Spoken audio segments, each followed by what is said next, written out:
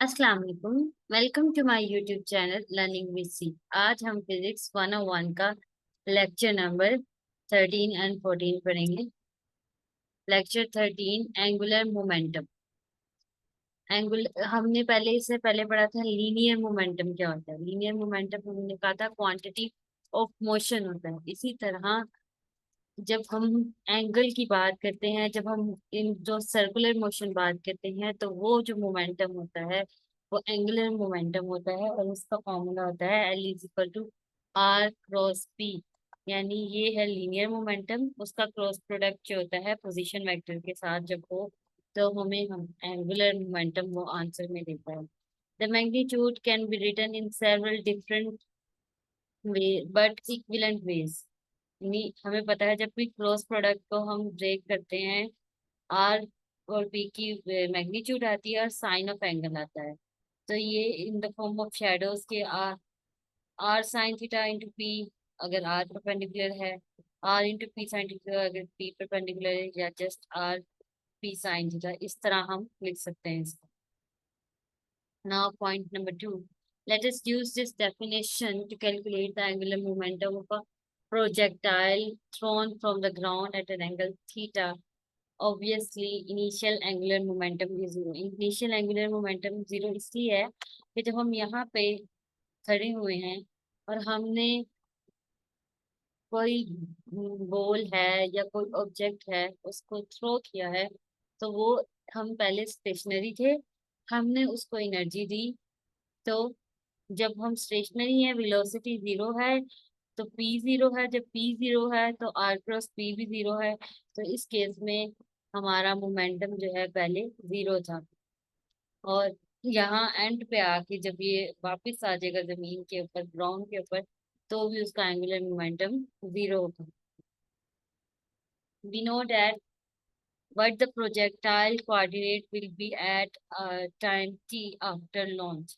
यानी जब हमने उसको छोड़ दिया, अब वो ऊपर की तरफ चला गया है, अब उसके ये जो टेंजेंशियल वेलोसिटी है उसके कंपोनेंट्स होंगे वी एक्स वी वाई। तो हम प्रोजेक्टाइल के कोऑर्डिनेट्स की अगर बात करें, यानी हम पोजीशन वेक्टर एक्स और वाई या एक्स एक्सिस और वाई एक्सिस के लिहाज से अगर बात कर रहे हैं, तो ये इक्वेशन ऑफ मोशन यूज करते हुए यहाँ पे ये चीज बनाई हुई है। S is equal to V T वाला यूज किया है, और यहाँ पे ये V I T plus half A T square वाला फॉर्मूला यूज किया हुआ है, क्योंकि इन दिस केस यहाँ पे ये एक्सेलरेशन ड्यू टू ग्रेविटी है तो जी आया है, और क्योंकि ऑपोजिट टू द ग्रेविटी जा रहे हैं, हम ऊपर की तरफ जा रहे हैं, तो यहाँ पे दरमियान में नेगेटिव का साइन आया है। इसी तरह अगर हमने इससे वेलोसिटी कैलकुलेट करनी है, तो हमें पता है वेलोसिटी कैलकुलेट करने के लिए हमने क्या करना होता है, डेरिवेटिव लेना है, क्योंकि x by T displacement by time है, या D x by D T जो है वो हमारे पास वेलोसिटी होती है। तो हमने इस चीज का डेरिवेटिव ले लेना है, V naught cos theta into T. जब इसका टाइम के लिहाज से डेरिवेटिव लेंगे तो टी का डेरिवेटिव वन होगा, ये कांस्टेंट काउंट होगा, तो V naught cos of theta आ जाएगा। इसी तरह जब हम इसका डेरिवेटिव लेंगे तो इसके साथ ये वी नॉट साइन थीटा, और ये जो है यहाँ पे हम हमारे पास पावर रूल यूज होगा, टू इधर आ जाएगा तो वन ओवर टू, और ये टू कैंसिल हो जाएगा, जी टी रिमेनिंग आ जाएगा। ये चीज ऐसे कैलकुलेट हुई है।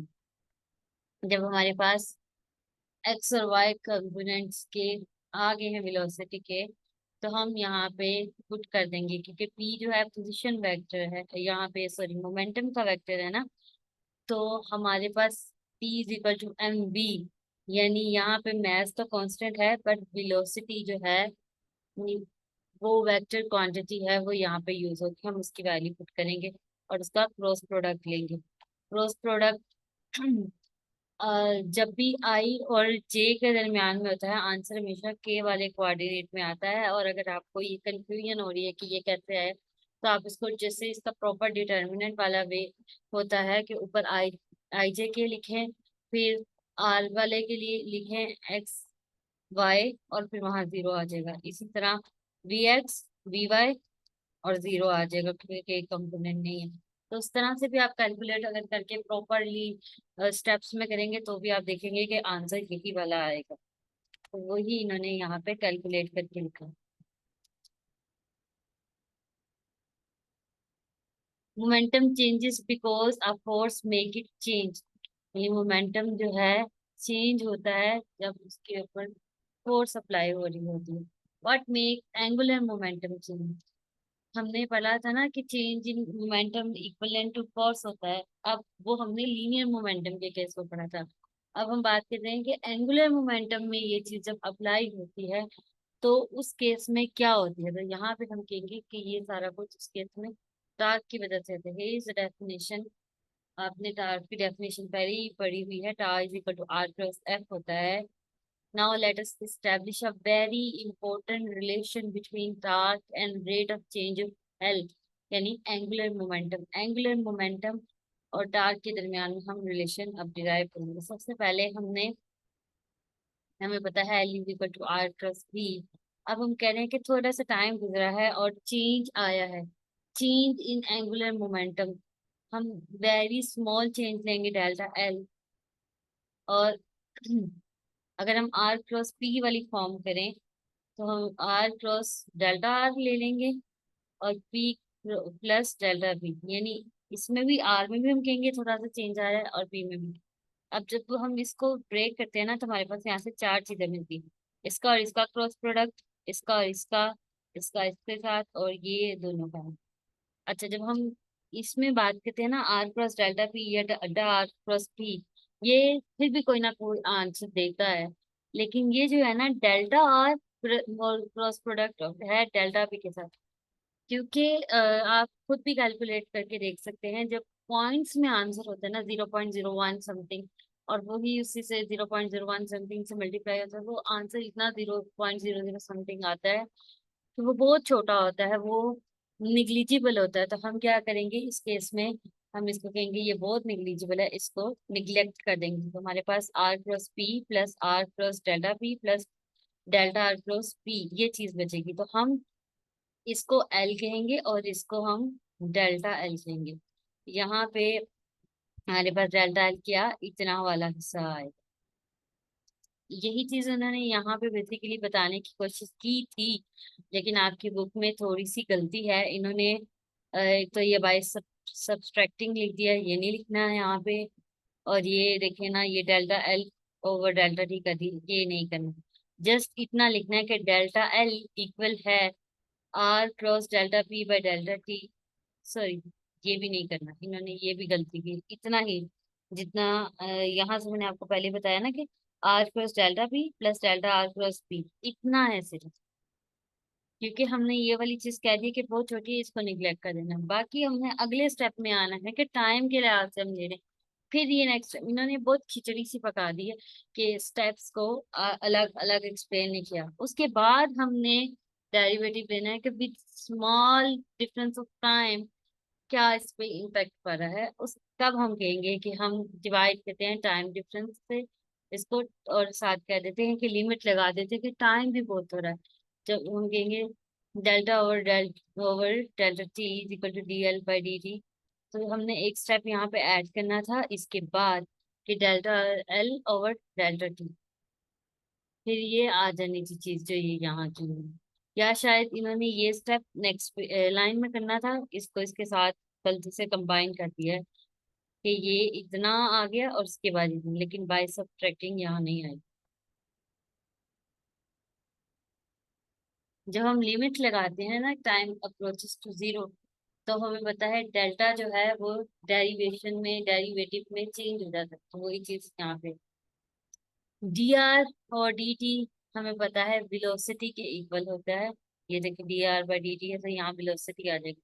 और P is equal to M V है तो हम इसको लिखेंगे बी क्रॉस वी, क्योंकि एम कांस्टेंट टर्म है ना, या एम कैलिस स्केलर है तो डॉट प्रोडक्ट क्रॉस प्रोडक्ट तो इनका आएगा।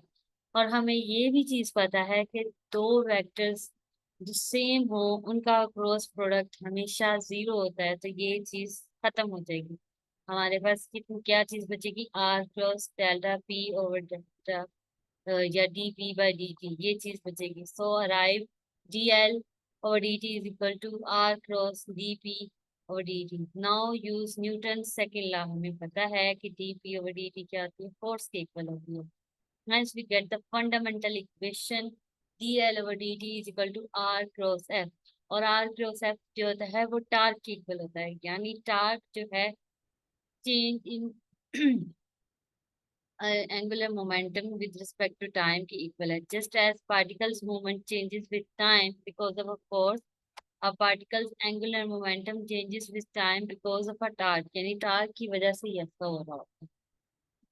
आगे उन्होंने एक एग्जांपल भी दी हुई है, एज यू सी, ये आप देखें. A spinning top in an excellent application of dl over dt is equal to tau. यानी ये देखिए, ये जब स्पिनिंग मोशन हो रही है, ये घूम रहा है, जिसमें थोड़ा थोड़ा जो एंगुलर मोमेंटम में चेंज आ रहा है, वो हम कहने के टार्क की वजह से. Start from tau is equal to r cross f, where r f is equal to mg. तो टार्क किसके इक्वल हो गया, mg r sin theta. But arc is perpendicular to L, and so it cannot change the magnitude of L. Only the direction changes. Since delta L is equal to tau delta t, you can see from the diagram that delta phi is equal to del delta L over L sin theta. Tau delta t is equal over L sin theta. So the precession speed omega p is, omega P जो है हमें पता है delta phi by delta T के equal होता है, तो वो आ जाएगा tau over L sine theta is equal to M G R sine theta over L sine theta. तो यहाँ से M G R by L, ये हमारे पास स्पीड आ गई है. As the top slows down due to friction and L decreases, the top process faster and faster. Now point number 4.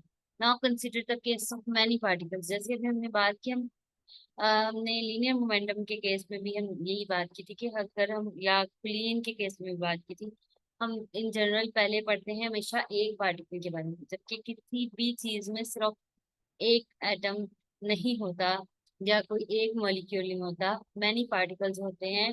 अगर आप छोटे से छोटा कोई टुकड़ा भी किसी चीज का ले लें, किसी वुड का ले लें, ग्लास का ले लें, तो हम अब मैनी पार्टिकल्स की बात करेंगे. Choose any origin with particles moving with respect to it.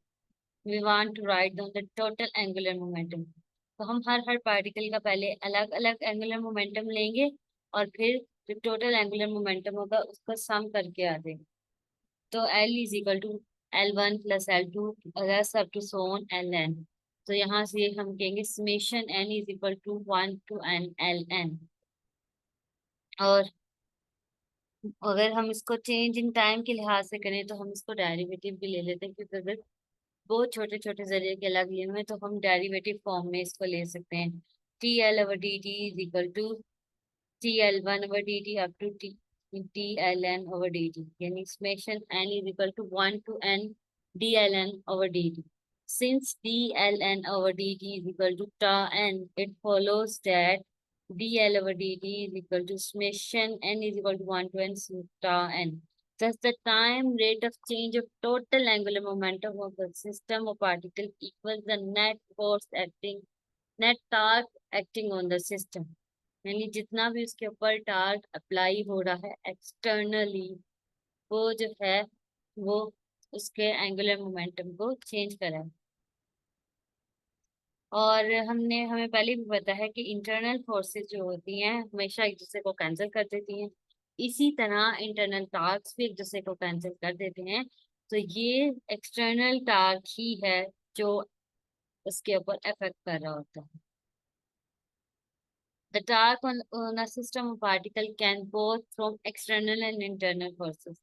For example, there could be a charged particle which attract and repel each other while they are in an external gravitational field. Mathematically, summation ta is equal to summation ta internal plus summation ta external. Now, if the forces between two particles not only are equal and opposite, but also directed along the line joining the two particles, then can easily show that the total internal charge is equal to 0. Take case of two particles. अगर हम दो particles की बात करेंगे, tau one plus tau to,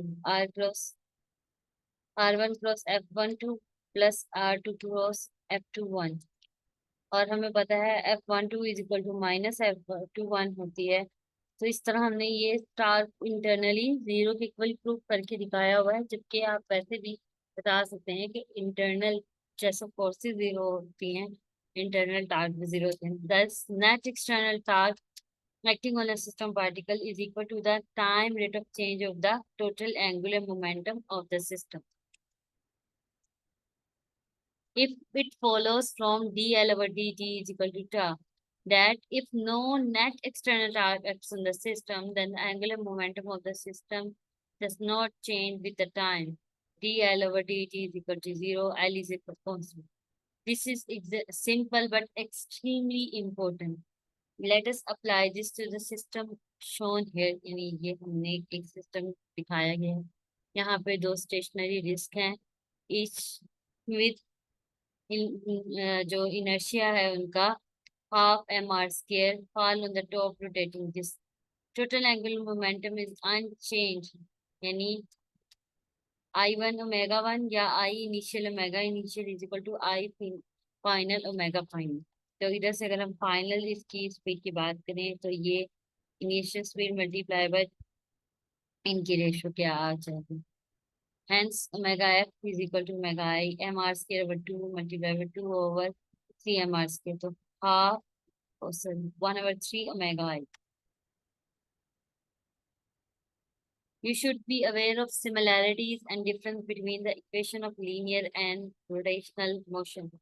rotational motion जो है उसमें torque की बात करते हैं, लीनियर मोशन में हम फोर्स की बात करते हैं। और जैसे ये F equal to dp over dt है, चेंज इन लीनियर मोमेंटम, तो ये जो टार्क जो है, क्योंकि ये एंगुलर फोर्स है एक तरह की, तो ये चेंज इन एंगुलर मोमेंटम की बात इसमें आती है। One big difference is that for momentum v is equal to mv, it doesn't matter where you pick the origin, but L definitely depends on the choice of the origin. So changing R to C plus R changes L to L dash. L dash is equal to R cross P. R dash cross P is equal to C plus R cross P is equal to C cross P plus F.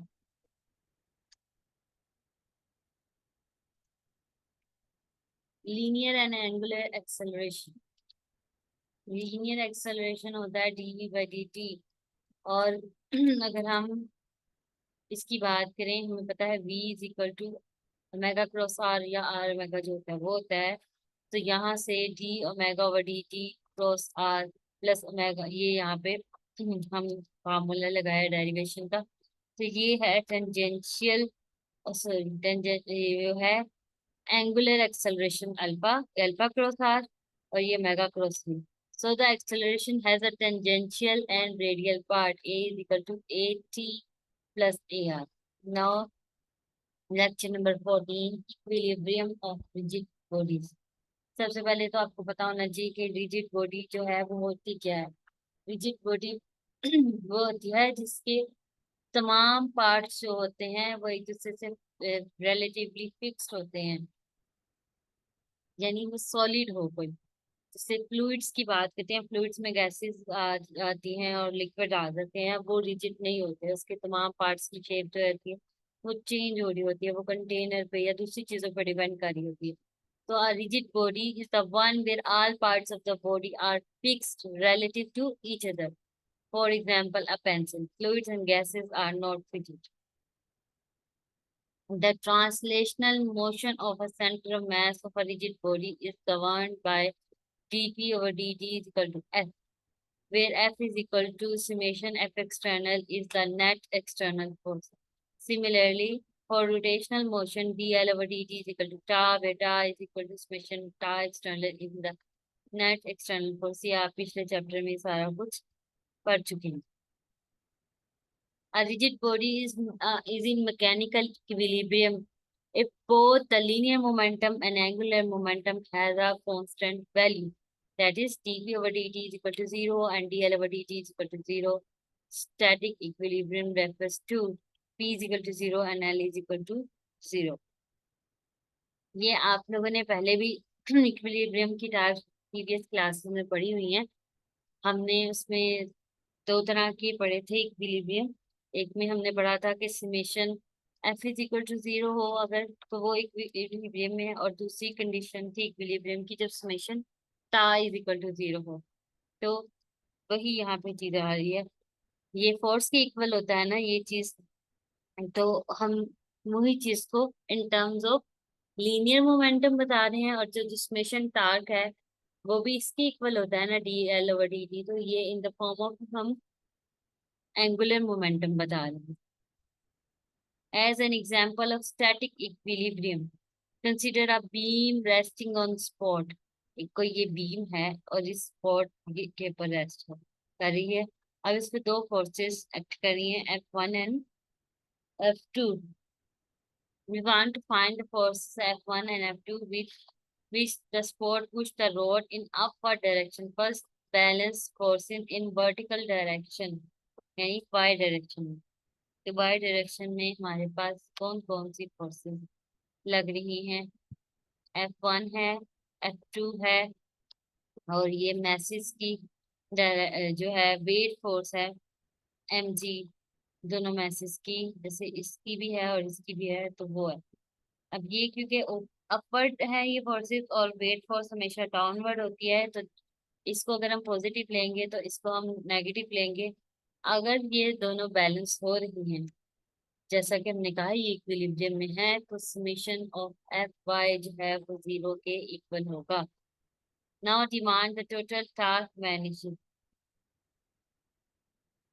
Total task की अगर हम बात करें तो task होता है R cross F, या अगर हम जस्ट मैग्नीट्यूड फॉर्म के हैं तो आर एफ आ जाएगा।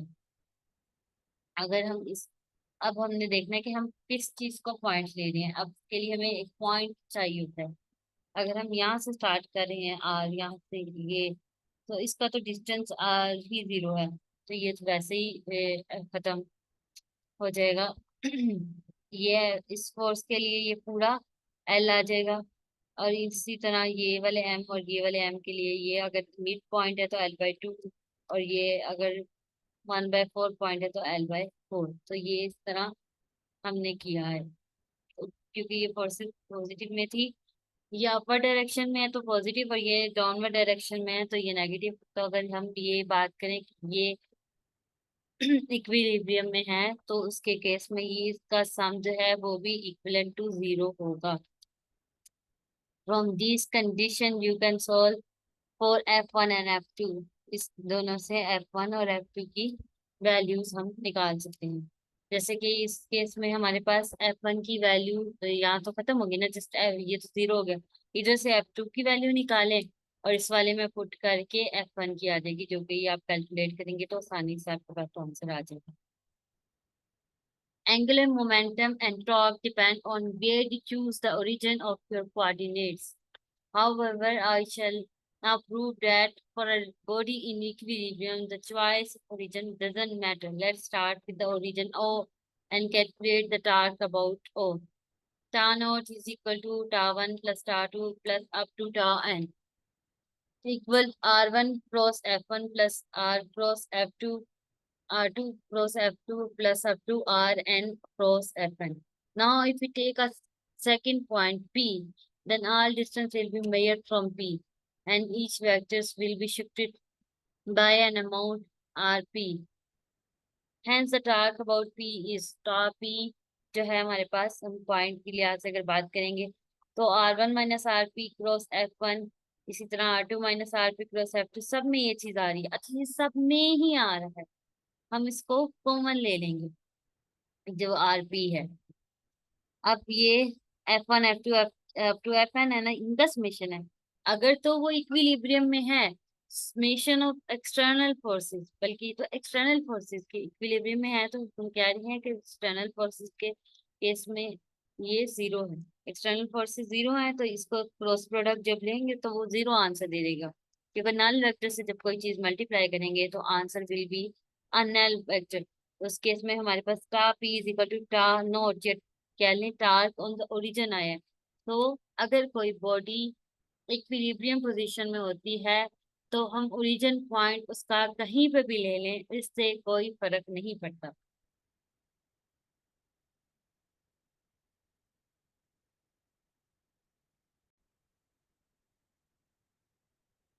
Now, next point, let us use the equilibrium condition to do something of definite practical importance.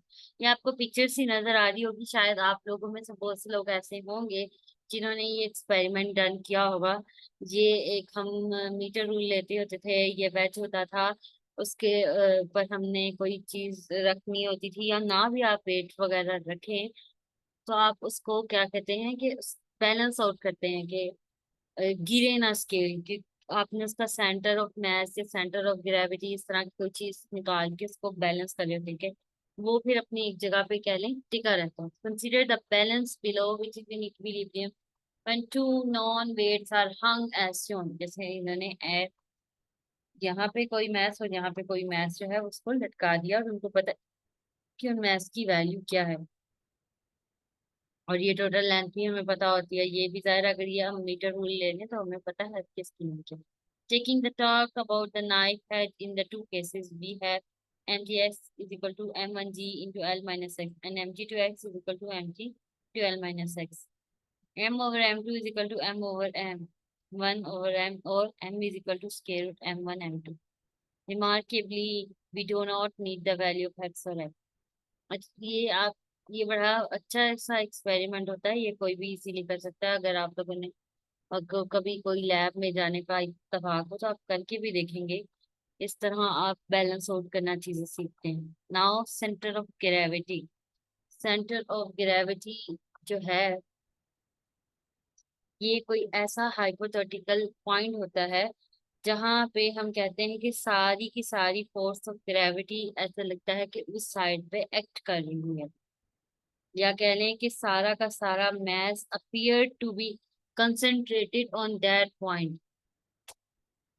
Center of gravity is the average location of weight of an object, कि उसका weight कहाँ पे करके लाई कर रहा है। This is not quite same as the center of mass of the body. Center of mass हमने previous lecture number 12 में पढ़ा था, but suppose gravitational acceleration g has the same value at all points of a body, then point one, the weight of is equal to mg. Point two, the center of gravity coincide with the center of mass. Centre of mass उसका क्या, तो हमने point पढ़ा था जहां सारा का सारा बॉडी का मास लाई कर रहा था। Remember that weight is force, so centre of gravity is really the centre of gravitational force acting on the body. यानी सारी की सारी फोर्स जहाँ पे कंबाइंड एक्ट कर रही है बॉडी के ऊपर, वो है हमारे पास centre of gravity. The net force on the whole body is equal to sum of forces over all individual particles. Summation F is equal to summation MIG.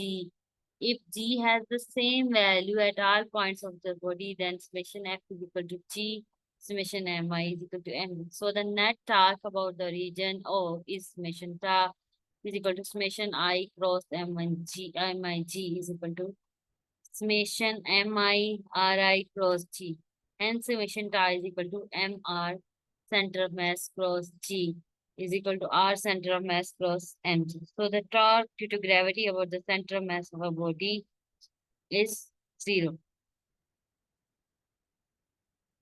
In the demonstration I showed, ये आपने ये भी experiment शायद किया हो कि irregular आप कोई भी शेप ले ना, और उसको सस्पेंड करें किसी जगह का, आप दीवार पे कील लगाओ, उसको लटका लटका के देखें ना, किसी भी डायरेक्शन में आप लटकाते हैं ना, वो एक फिक्स डायरेक्शन से बन रही होती है, टेढ़ा सा। आपने इधर से भी लटकाया, इधर से भी लटकाया, मतलब ये ऊपर और नीचे। तो फिर जब आप बार बार इसको लटका के देखते हैं ना, इसके साथ साथ हम लाइनें बनाते जाते हैं। जैसे हमने दीवार पे इसको रख के रखा, ये यहाँ पे यूं आगे हमने एक लाइन लगी, फिर हमने यहाँ से रखा था अगर, तो ये यूं सीधा आएगा, ये यहाँ थोड़ा टिल्टेड है ना क्योंकि ये इस डायरेक्शन में दिखाया हुआ है। तो ये यूं लाइन, हम ये सारी लाइंस क्रॉस करते हैं और लाइंस एक पॉइंट पे जाके लाई कर रही होती है, यहाँ कह लें मीट कर रही है, जैसे इंटरसेक्शनल पॉइंट, इसको हम सेंटर ऑफ मास कहते हैं, और यही सेंटर ऑफ उसका ग्रेविटी भी होता है। Now next, let's solve a problem of static equilibrium. A non-uniform bar of weight W is suspended at rest in the horizontal position by two light cords. Find the distance x from the left hand to the center of gravity. यानी ये उसने कोई code दे दी है, L है और ये इसको साथ की बंदी हुई है। ये कोई एंगल थीटा है, ये फाई है, इसका भी डब्ल्यू है। हमने एक्स निकालना। Call the tension T1 and T2, put the forces in both direction equal to zero. Horizontally force देखेंगे हमारे पास क्या लग रही है, वर्टिकली हमारे पास देखेंगे क्या लग रही है। और हमने ये इसके साथ निकाली T2 sine phi minus T1 sine theta is equal to zero. इसी तरह वर्टिकल फोर्स की बात करेंगे तो उसमें वेट फोर्स भी आ रही है। बेसिकली हमने ये जो टेंशन फोर्स है ना, इसको साइन और कॉस की या कह लें इसके कंपोनेंट्स में डिवाइड कर लिया था। तो ये इसके साइन वाले कंपोनेंट्स जो थे वो हॉरिजॉन्टली एक्ट कर रहे थे, इनका ये सम जीरो के इक्वल है। और T2 cos फाइव इसका जो वर्टिकली है, तो ये दोनों पॉजिटिव में, और वेट फोर्स क्योंकि नीचे लग रही है तो ये इनका ये जीरो के इक्वल है। तो यहाँ से हमारे पास आ गया T2 is equal to W over sin theta plus phi. The talk about the point, any point must vanish. Let us choose the point to one end of the bar. हमने कोई बार पे पॉइंट ले लिया है, minus W X plus T2 cos phi L is equal to zero. तो X यहाँ से हमारे पास आ जाएगा यहाँ इधर। अगर हम दूसरी तरफ ले जाएं, W X equal to T2 cos phi और एल आ जाएगा ना, तो डब्ल्यू यहाँ मल्टीप्लाई हो रहा होगा एक्स के साथ, तो दूसरी साइड पे जाके डिवाइड हो जाएगा। तो L cos theta over W, हम डब्ल्यू की ये वाली जो चीज है वैल्यू पुट करें ना अगर इसके अंदर, तो हमारे पास T2 से T2 कैंसिल आउट हो जाएगा। आंसर हमारे पास एल cos फाइव और साइन थीटा प्लस फाइव, यानी टेंशन और वेट फोर्स के बगैर हमारे पास इसका आंसर आ जाएगा। Here is another problem of the same kind, इसी से मिलती जुलती, यानी एक और प्रॉब्लम है, एक और न्यूमेरिकल टाइप है। Find the least angle theta, minimum angle हमने निकालना है। At which the rod can lean to the horizontal position without slipping this, यानी ये रोड जो है हमने इसको जैसे सीढ़ी की तरह की नहीं पोजीशन बनानी होती, वो बनानी है। कोई दीवार सी है, इसके ऊपर ये रखनी है, स्लिप ना हो जाए, उसके ऊपर ये टिके रहे, हमने इस तरह इसको सेट करना है। Consider the translational equilibrium of the road. हम इसकी बात करेंगे कि इस पर कौन कौन सी फोर्सेस लग रही है। ये देखिए R1 लग रही है, R2 लग रही है, इसकी वेट फोर्स लग रही है, ये कोई एंगल थीटा है। तो हमारे पास आ जाएगा यहाँ से R1 is equal to μ2 R2 and R2 plus μ1 R1 is equal to weight, this gives us R2। इधर से अगर हम निकालें W over 1 plus mega 1 mega 2 μ1 μ2। Now consider rotational equilibrium about the point A. R2 cross OB is equal to W cross OD plus μ2 R2 OA, और R2 multiplied by OAB cos theta is equal to W multiplied by AB cos theta over 2 plus μ2 R2 plus cross AB sin theta. This gives us cos theta into R2 minus W by 2 is equal to μ2 R2 sin theta, from which tangent theta, ये इसकी value ये आ गई with R2 is equal to this. Using this value of R2, we get tan theta is equal to 1 minus μ1 μ2 over 2 μ2। Types of equilibrium, ये भी आपने पढ़ी होगी, तीन तरह की होती है, स्टेबल, अनस्टेबल और न्यूट्रल। स्टेबल ये होती है कि हम किसी भी पोजीशन में उसको ओरिजिनल कोई पोजीशन है, हम उस पे अगर स्लाइटली हिला दें तो वो फिर भी गिरता नहीं है, कोई भी ऑब्जेक्ट अपनी जगह पे टिका रहता है। Object returns to its original position if displaced slightly, or unstable if object moves farther away from its original position if displaced slightly. Neutral equilibrium, object stays in its new position if displaced slightly। यानी जिस ये इस case में इसकी example ball की होती है कि बॉल जो है स्फीयर होता है, उसको आप जिस तरह मर्जी रोल डाउन करें वो फिर भी वो इक्विलिब्रियम में ही रहता है, और लेकिन उसकी पोजीशन भी चेंज हो जाती है। यहाँ हमारा लेक्चर खत्म होता है। अगर आपको कोई चीज समझ नहीं आ रही तो आप कमेंट सेक्शन में जाके पूछ सकते हैं, आपके हर सवाल का जवाब दिया जाएगा। अगर आपको मेरी वीडियो पसंद आई हो तो वीडियो को लाइक करें, चैनल को सब्सक्राइब करें और इस चैनल को आगे प्रमोट करें। अल्लाह हाफिज।